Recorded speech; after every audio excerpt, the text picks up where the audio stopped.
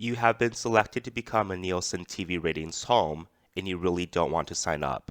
No matter how many times you tell them no, they keep coming back. They might come back with a different salesperson, or a manager might come by. You value your privacy and don't want to share your birthday and the birthdates of your family members. You tell them no, but they keep coming back. It has been months since they came by, and some months later, they still come back. How do you get rid of them? You don't want the boxes in your home connected to every TV. You don't want to press buttons every time you watch TV. You tell them no, but they keep coming back. How do you get rid of them for good? Nielsen will disqualify a home if they deem it occupationally disqualified to participate. If you tell the recruiter you work for NBC News as a director, they will leave you alone.